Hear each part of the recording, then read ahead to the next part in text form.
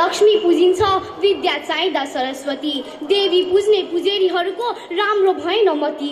महिलाको इज्जत लुट्न खोज्दैछन् नर पशुहरू बलजप्ती। उत्रनु छ दुर्गा बनी अब देखाउँदै हाम्रो शक्ति। उत्रनु छ दुर्गा बनी अब देखाउँदै हाम्रो शक्ति। धन्यवाद छ कार्यक्रम सञ्चालकज्यू, आदरणीय यस कार्यक्रमका सभाध्यक्ष महोदय, प्रमुख अतिथि, विशिष्ट अतिथि, निष्पक्ष निर्णायक मण्डल, प्रतिस्पर्धी र अप्रतिस्पर्धी मित्रहरू तथा सम्पूर्णमा म सोनिया केसीको तर्फबाट स्वीकार्नुहोस् हृदयाङ्गत नमस्कार। आज एभरेस्ट इङ्ग्लिस बोर्डिङद्वारा आयोजित यस वाद विवाद प्रतियोगिताको शीर्षक महिला हिंसाको न्यूनीकरण, दण्डहीनताको अन्त्य वा नारी सशक्तिकरणको विपक्ष तर्फबाट आफ्ना धारणा राख्न म सभाध्यक्ष महोदयको अनुमति चाहन्छु।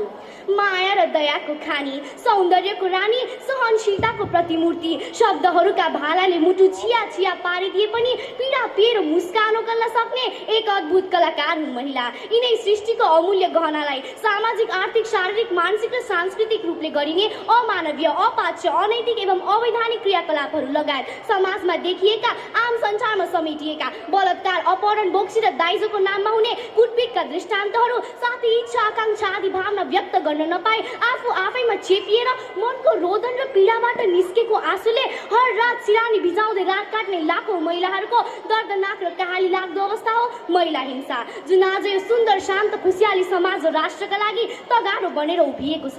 यही तगारो उघारेर नारी र पुरुष एक रथका दुई पाङ्ग्रा बनी देश विकासको यज्ञ कुण्डमा पुरुष चरु बनेर र महिला सुरो बनेर होम गर्दै गर्दा विकासको ज्वाला दन्किन्छ भन्ने कुरामा दुई मत छैन। तर विडम्बना, आजको यो पितृसत्तात्मक समाजमा महिलाको बोली, व्यवहार, भावना र सहभागितामाथि चोरौलो उठाइन्छ। छोरो जन्मदा खुसीले रमाउँदै बेलुन फुटाइन्छ, तर घर परिवार भित्र नै मानवता र संस्कारलाई बिर्सिएर चेलीको इज्जत लुटिन्छ। जब म पत्रिकाको हेडलाइन पढ्छु, एकछिन त आत्तिन्छु, झस्किन्छु। 4 वर्षीय बालिकाको बलात्कार भयो रे, त्यो पनि आफ्नै बाउद्वारा। अनि त मुहार हेर्छु म मेरो भगवान समान पिताको, धिक्कार लागेर आउँछ यो समाजप्रति। थाहा छैन रजस्वला हुँदा छाउपडी गोठमा रात काट्न विवश चमेलीले भोलिको सूर्य देख्न पाउँछिन् कि पाउँदिनन्? जङ्गलमा घाँस दाउरा खोज्न गएकी सुन्तली दिदी सुरक्षित घर आउँछिन् कि आउँदिनन्? थाहा छैन। सुदूरपश्चिममा देउकी बनेर, पूर्वी हिमालमा झुमा बनेर जीवन बिताइरहेका चेलीहरूका उज्याला दिन आउँछन् कि आउँदैनन्? यो कुरा अन्यलमै छ। त्यसैले महिला हिंसा निराकरण गरियो समाज र राष्ट्रलाई सुन्दर, शान्त र शालीन बनाउन अब मुख सिएर र हात बाँधेर बस्नु हुँदैन। यदा यदा हि धर्मस्य ग्लानिर्भवति भारत अभ्युत्थानम् अधर्मस्य तदात्मानं सृजाम्यहम् भनेर श्रीकृष्णले अर्जुनलाई भने जस्तै आज यो मञ्चमा वक्ता मात्र बनेर होइन, एउटा हर्ता र कर्ता बनेर सबैसँग समन्वय गरी म महिला हिंसा अन्त्य गर्न अघि बढ्न चाहन्छु।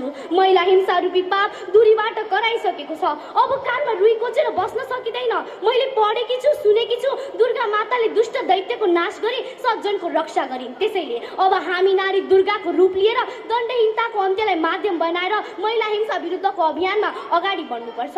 अपराधीले अपराध गरे बापत सोही अपराधको किसिम र प्रकृति अनुसार कानुनको कठघरामा ल्याएर सजायको भागीदार बनाउने काम दण्डहीनताको अन्त्य हो। विभिन्न हिंसात्मक गतिविधिका कारण फाटेका लाखौं नारीहरूको मन सिलाउन, हिंसा रूपी दुर्गन्धित झाड जिलाउन अनि महिलाहरूको नैसर्गिक हक अधिकार लगायत महिलाको जीवन स्वर्णिम, सार्थक, सम्मानीय र पूजनीय बनाउन आवश्यक पर्ने सबै खाले पूर्वाधारको सुनिश्चित गर्दै नारी र पुरुषलाई लैङ्गिक समानता र समताको बाटोमा सँगसँगै मिलाएर हिँडाउन हुनुपर्छ दण्डहीनताको अन्त्य। दण्डहीनताको प्रमुख आवश्यकता यस अर्थमा छ कि अपराधीले आफूले गरेको अपराध अनुसार सजाय पाइसकेपछि उसले त्यो गल्ती त दोहोर्याउँदैन नै, सोही दृष्टान्तमा अन्य मानिसहरूलाई पनि चेतनशील र सतर्क बनाउने काम गर्छ।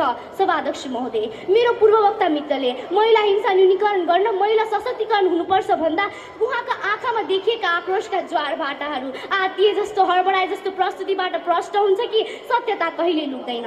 सभाध्यक्ष महोदय, रगत रातै हुन्छ, दूध सेतै हुन्छ।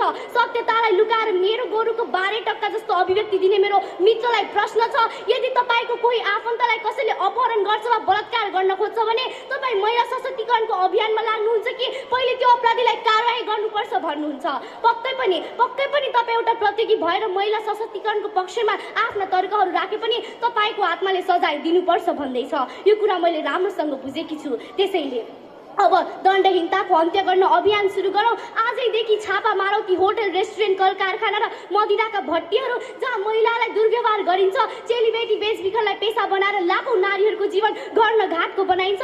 अनि निहाल्नुपर्छ ती प्रत्येक अदालतका अड्डाका ढड्डाहरू जहाँ महिला हिंसाको मुद्दा कतै कुनातिर थन्क्याइन्छ। अन्तत जिम्मेवारीलाई विकेन्द्रीकरण गरी यो देशमा हुने विभिन्न किसिमका महिला हिंसाको पहिचान गरेर दोषीको टिपोट गरी पीडकलाई दण्ड दिनुपर्छ र पीडितलाई क्षतिपूर्ति र न्याय दिँदै सम्मानजनक जिन्दगी जिउन सक्ने गरी पुनर्स्थापना गर्नुपर्छ। न्यायपालिकालाई नातावाद, कृपावाद, राजनीतिक संरक्षण, दबाव, भनसुन आदिको हावाले छुनु हुँदैन। न्यायालयको निर्णयले पीडित हुनु हुँदैन अनि फेरि अपराधीलाई कारबाही गर भनेर अर्को जुलुस थपिनु हुँदैन। यति गरेसँगै मलाई लाग्छ कि यो देशमा फेरि अर्की विमला बलात्कृत हुनुपर्ने छैन। भाइटिकाको दिन दिदी बहिनी र दाजु बहिनी बीच हुने मेलमिलाप 365 दिन नै राष्ट्रका कुना कुनामा रहनेछ अनि त हामीले महिला हिंसा निषेधित राष्ट्रको रूपमा देशलाई पाउनेछौँ। त्यसपछि मैले कक्षा 5 देखि पढ्दै आएको नारी देवी हो भन्ने भनाइले सार्थकता पाउनेछ भन्दै यस मञ्चबाट बिदा हुने अनुमति चाहन्छु। हस्त, धन्यवाद। यहाँ